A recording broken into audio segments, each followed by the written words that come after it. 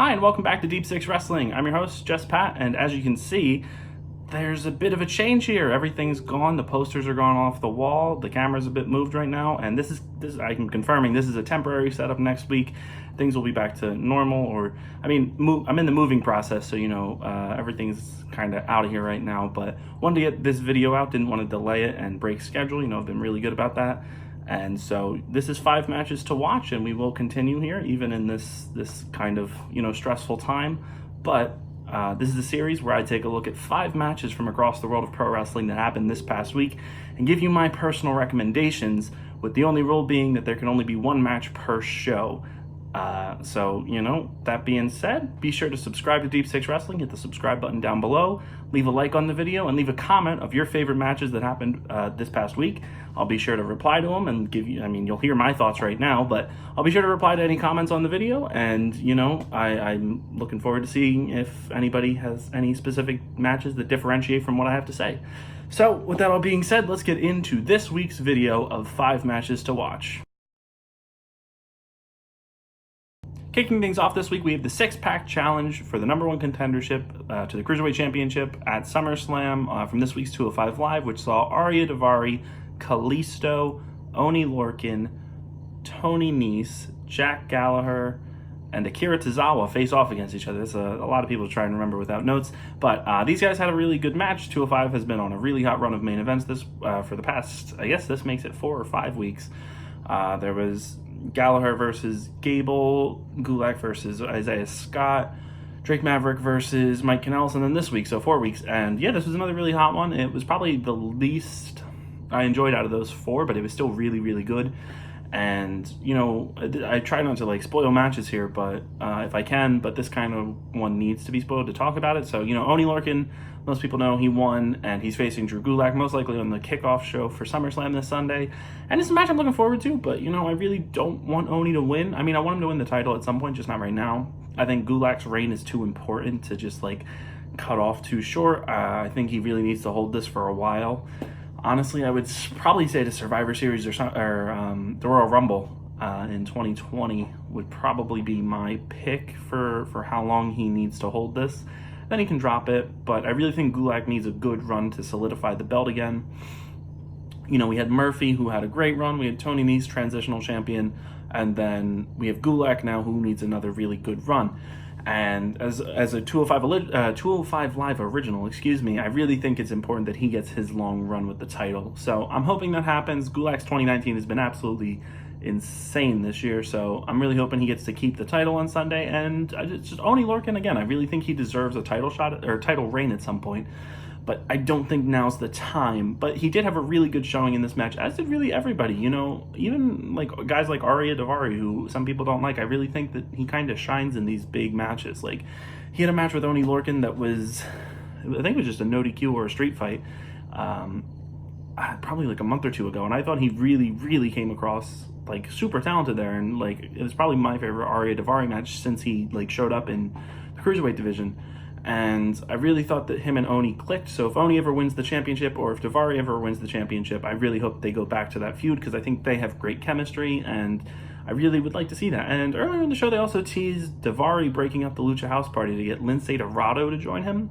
I guess that'd be interesting. I don't really think the Lucha House Party is doing anything, so I don't really know if they're going to do anything there. But I think a pairing of Lince Dorado turned heel with Ariya Daivari, or if you just wanted to go with a swerve and turn Kalisto or Grand Metalik to have him join them, would be interesting. It's not really something I'd expect or really ask for. I think 205 Live's most important thing right now is bringing in some fresh faces. I think Isaiah Swerve Scott and Jordan Miles and Cameron Grimes, all from NXT and the Breakout Tournament, I think they would all be perfect additions for 205 Live's roster, as well as adding Chad Gable as a full-time person. But as a whole, I recommend this match. It's nothing mind-blowingly special, but it is another really good 205 Live main event. Right, so our number 4 match this week is Andrade versus Rey Mysterio from Monday Night Raw. And it took me a little bit to watch this. I was a bit busy on Monday, but I did just finally watch it recently. And obviously, I really am a big Andrade fan, represent. Rey Mysterio, also love him, legend. Can't take anything away, probably the greatest cruiserweight to ever live. But this is a match that really should have been on SummerSlam. I really can't stress that enough. It's a shame that like Zayn and Black got taken off, but like this didn't even get added at any point and taken off. But these guys have been constantly delivering like great TV matches on SmackDown and now Raw. And I feel like if you want a good match, if you just want to like have best match of the night on Raw or SmackDown for that matter, just get Andrade and Mysterio in there, because every single time they wrestle each other, it ends up in that situation. And this is no different. This was incredible. There were so many near falls here, and I saw somebody on Twitter saying like, "Oh, Andrade and Rey Mysterio don't need to do near falls," and I was like, "What does that even mean?" But these guys, they had the crowd like eating out of their hands here, and I thought that was really good. I don't know what the point is of them teasing like the mask thing with Andrade trying to rip off Rey's mask. I understand it's trying to get him heel heat, but everybody's kind of like, oh, they're gonna do mask versus hair at some point. But then like all the dirt sheets are reporting, and pretty much everybody's reporting that that's not the case, and they're not ever gonna do that. So I don't really understand the point. I really think if you're going to do mask versus hair, I think it could be a great scenario for Andrade, win or loss here, because you can have him beat Mysterio, take the mask, and that gets him super heel heat, or you can do like something like the CM Punk when he lost his hair, went bald, and then donned the mask. And I really think you could get, if Andrade loses, you could have him shave, even honestly get him to lose the beard too. And you could put him back in the La Sombra mask from CMLL. And I really think that you could have him do, I wouldn't put him as like a baby face, but you could have him be like really just more aggressive than he is now with the Lucha mask back. And he could, if this goes in turn with the Lucha House Party. If you want, just turn the Lucha House Party heel and have them form a heel Lucha stable with Zelina Vega and Andrade, and just have them like run everything. I think that would be a great faction. It would be so unexpected, and I doubt that ever happens. But Sin Cara is alive. Put him with Sin Cara. They have history. I don't know, but I don't know. I just hope Andrade gets something more substantial. And even Rey Mysterio, he came back and hasn't done anything yet besides feud with Samoa Joe, and that got cut short because of injuries. But like his match at Mania with Joe, it got cut for time, and they just went out and had like a 1-minute squash match, and it was just like, what is this? So I hope those two, get some stuff to do in the future once SummerSlam comes and goes, and we kind of hit the reset button and all new feuds start. So hopefully we get some stuff there. If Seth actually wins the title back from Brock, I really wouldn't mind Seth versus Andrade as a feud. I think that would be really strong for the Universal Championship. Or I guess you could do, no, because Styles has the U.S. title, and I don't see him losing. I was going to say you could do him versus Ricochet, but I don't really see Ricochet winning it back right now. So, I don't know. I just really want to see Andrade with a championship in WWE. I don't think that's too much to ask either. But definitely, if you haven't watched Raw, go check this out. Can't say check it out on Hulu because this match got cut. So just go find this match on your own. You can find it pretty much everywhere. I think there's matches on YouTube, or just go on the internet and find it. Or just wait for the network to get the replay. But definitely check out Rey Mysterio versus Andrade from Raw this past week. My number 3 pick this week is Shingo Takagi versus Tetsuya Naito from the G1 Climax Night 14. And again, like I said, I've been a little bit busy, which is why I missed Raw, and I've fallen way behind on the G1 by a couple days. But thankfully today, kind of got to catch up on everything. That's why the video is coming out so late compared to, it's normally up Thursday morning. But Tetsuya Naito and Shingo Takagi, this is kind of a dream match for a lot of people because these two have never wrestled one-on-one before, and it delivered in spades. That's all I can say. I've seen a lot of people saying this is their match of the tournament. It's not mine, but this was definitely up there. It's probably in my top 5 tournament matches, maybe top 3. These two clicked so much, and it was more methodical and slower pace than I was expecting. I'm used to Naito going like all out at times, and same for Shingo. But this was kind of more reserved. Reserved's not the right term. They still like beat the crap out of each other, but it was more, I don't want to even say story, like built around story, but it was a slower, more intense affair is what I'll go with. And I think it really paid off. It was a different match than I think everybody was expecting from these two. And I think that helped it because it subverted expectations in a really good way. And I think the finish was also really well done. Going into this, I think a lot of people had Shingo possibly winning, or Naito winning, or maybe even a draw. But the way they got to the ending, I thought was really smart here, and I think it makes sense. Obviously, if you're not caught up on the tournament, I don't want to say anything, but there's certain things that need to happen for the G1 to end, and both guys are still in the running. Both guys can still win, so That's actually something that's like really cool about the G1 this year, is that there's, right now I believe that there is 6 potential winners still, and there's only 2 nights left, so it's getting down into the nitty gritty here. The next show, which is A Block, we will know the winner of A Block. There's only 2 people who can win that, and then there's 4 people who can win B Block on Sunday.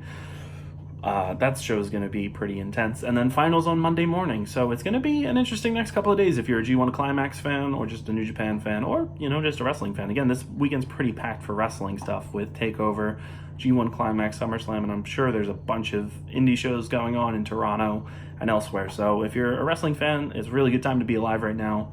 But this match is definitely one to watch. Again, this isn't a match that I'd just, like, if you're new to New Japan, I'd suggest you watch, because I don't think you'd be into it, because I feel like you need to know both guys and the history between them, and also just, like, what LIJ is about. Because if you don't know any of that, and this is the first match you see, you're just going to be so lost, and you're not going to be into it, like, at all. So definitely, if you're watching this video and you haven't watched the New Japan match, or you haven't watched any of the G1 Climax yet, do not watch this as the first one, because you'll be very just like, what am I watching? So that's the one thing I'll say about this. But otherwise, if you're behind on the G1 and you just want a match recommendation, the next 3 matches are all going to be G1 matches. So these are definitely matches to watch from each of the nights. But definitely Shingo versus Naito is one to keep your eye on. The runner-up spot this week goes to Tomohiro Ishii versus Shingo Takagi from night 16 of the G1 Climax 29, and Ishii continues to remain my MVP for this tournament as a whole. I think this is probably his best showing in New Japan, like consistently through and through. Probably one of the better G1 performances since I've started watching back in 2015. This guy's on fire, and same for Shingo. Shingo's having another like incredible 2019. He's up there for like Wrestler of the Year for me, up with like Ospreay and Gulak. And this match was just something else. You know, I said that the last match was more subdued and, you know, I said intense, but I also did kind of say reserved. This was not any of that. This was goddamn brutal. These two, like, this looked like they were trying to kill each other, but in a safe way. Not like Tetsuya Naito versus Kota Ibushi from Dominion a couple months ago. This was, you know, I wasn't sitting there, like, cringing, like, somebody's gonna, like, legitimately die in this match. This just felt like 2 horses trying to, like, take each other down for good. But again, in a story way, not like in a way that I was like fearing that I was going to watch a man die.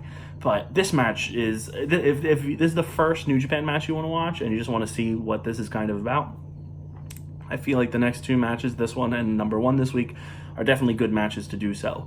If you're just into big, they're not even like big crazy spots, but just like intensity and fast-paced ferocity in your wrestling, Tomohiro Ishii versus Shingo Takagi is the match to watch for this G1 Climax. This is everything you could want and more for that. There's been some great hoss fights this tournament.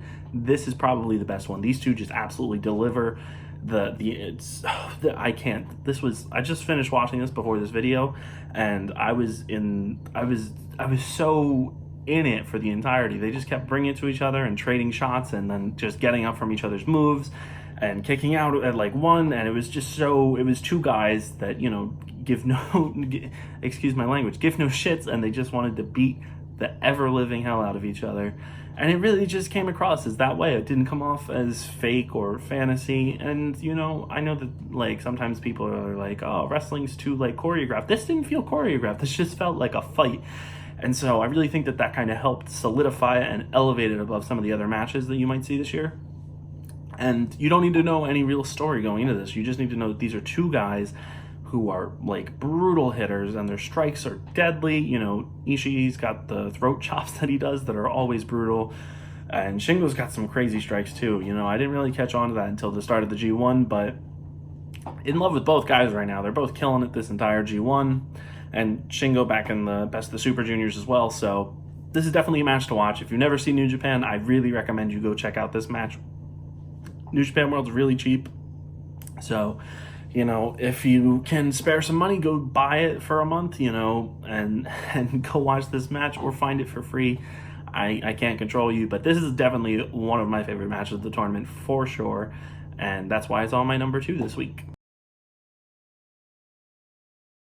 And so here we are at the number 1 spot for this week, and for me it's going to be Kazuchika Okada versus Sonata from night 13 of the G1 Climax. I know, 3 G1 Climax matches in a row, but you know, the rule is 1 match per show, but these are all different shows. They're all on different nights, so that's why they're here.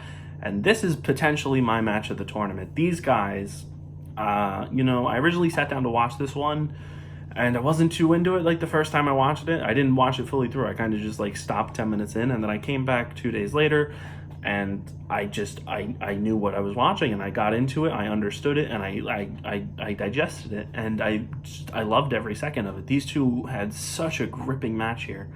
And I know that some people think that New Japan's just like where, oh, everybody's trying to kill each other and it's hard strikes and everything, and that's not what this is. This is just a great story of a rivalry that has existed. What it's always been up in question of, is it actually a rivalry or is it not? Is it a fluke? And we now know that no, it's not a fluke. You know, Sonata and Okada's rivalry is technically real, and you know, I thought this was, you know, I'm just going to say it. Sonata beat Okada. I kind of got to say it now. I kind of walked into a corner. But, you know, Sonata was 0-6 against Okada, and Okada always, like, said that he was his, like, greatest rival. But he never beat him. And so Sonata now beats him, and now Sonata's claim to being Okada's rival is kind of solidified. And so he's going to most likely get a title shot for the IWGP Heavyweight Championship in the fall before Wrestle Kingdom. Do I think Sonata wins it? I don't know. I'm not convinced he's not going to. I could see him winning against Okada and then facing Naito at Wrestle Kingdom if Naito wins the G1 like I think he's going to. Or maybe that doesn't happen, and maybe Sonata wins against Okada, and then Okada challenges Naito for the briefcase and wins the briefcase, and then we get Sonata versus Okada for the championship with the roles reversed. I doubt that happens, but that's, you know, there's a lot that can happen. Gato books this stuff, and it's always kind of unpredictable. And like I mentioned earlier, there's still 6 people who can win the G1 Climax with 2 days to go, and so it's going to be a really intense last couple of days. So I'm really just like speechless about this match. The entire final sequence of this is some of the best wrestling I've seen all year, hands down. It's probably my favorite like ending to a match. Like I think I'd probably say Kofi versus Bryan at Mania is probably the better ending just because of like the moment, and I was there live to see it happen.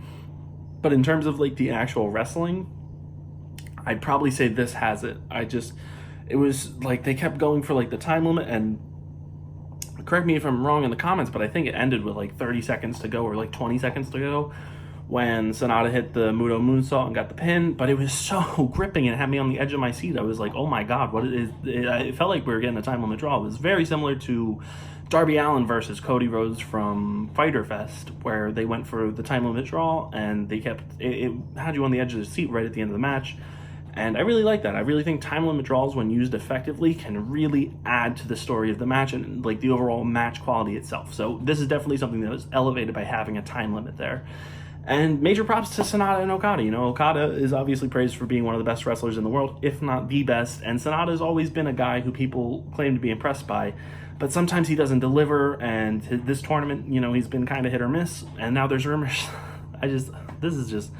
There's rumors that WWE is interested in him because he's a freelancer, and if you know me, you know my opinion. I really don't think if you're Japanese or really Asian for that matter that you should try to go to WWE, because looking back at like history in the modern era of like 2000 and on, probably even before that, you can't name me a Japanese or Asian talent that was treated fairly and pushed as they should be. Just look recent years with like Nakamura, Hideo Itami, Asuka on main roster, Kairi Sane now. I don't have high hopes for Io Shirai whenever she gets called up. Going a little further back, you got Yoshitatsu, and then even further back than that, like Kai and Tai, and who else was there? Taka Michinoku. You know, I really just feel like and that's not me like ragging on Vince for being like racist like some people would. It's more of, I can see where he's coming from, whereas if you're running like the biggest wrestling business in the world, and it's your main audience is America, you might be fearful to put like your top championship belt on somebody who doesn't speak English or who doesn't speak it well. Like if you put it on Nakamura, I can see the fear of like, oh, you know, his English isn't really good and he struggles speaking English for long periods of time. But at the same point, there's solutions to this. Have him like cut pre-tape promos with like subtitles beneath it, or give him a translator, or give him a manager like Paul Heyman or something. There's solutions to these problems, but my point is, if you're a New Japan talent, I don't know why you would even, like, besides for the money, I don't know why you would even like field an offer from WWE right now, because under the current regime, you're not going to do anything. That's why I kind of question why Kushida left, but at the same time, I understand it because he wasn't really going anywhere in New Japan. But that's just my 2 cents. Anyway, I got kind of off track. Really didn't want to rant here, but definitely, if you really like your just... If you want to see a really goddamn good wrestling match, go watch Sonata versus Okada from night 13 of the G1 Climax. I really don't think it's possible to be disappointed by this match. Just make sure you're ready to focus on the match. You need to be ready to watch, not on your phone the whole time. So that's my number 1 pick this week. All right, and with all that being said, that brings us to the end of the video this week. It's probably a little on the shorter side, but again, like I said, a bit, late on the video, trying to rush it out so it's like out in the world and I don't miss a video for a week. So, but I got my 5 matches out there. I hope you enjoyed it. If you disagree with my matches, let me know in the description, or in the comments below, sorry. And if you agree, let me also know. And if you have just any matches you think I should watch or talk about, throw them in the comments. I'll be sure to read and reply to them as soon as they get posted, or as soon as I possibly can. And again, be sure to subscribe to Deep Six Wrestling. Hit the subscribe button down below. Be sure to also follow us on Twitter over at Deep Six Wrestling. That'll be right below me in the video and down in the description below.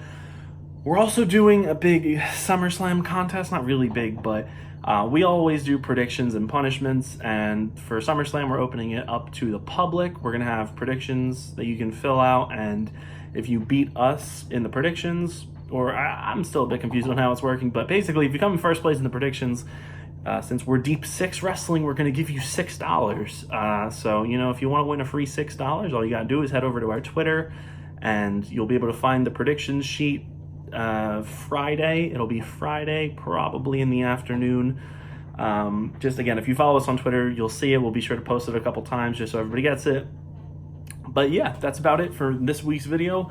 Be back next week, probably at the regularly scheduled time of Thursday morning, Thursday afternoon, and, in less of a, bland setup here. But that's it. That's going to do it for me. Until next time, peace.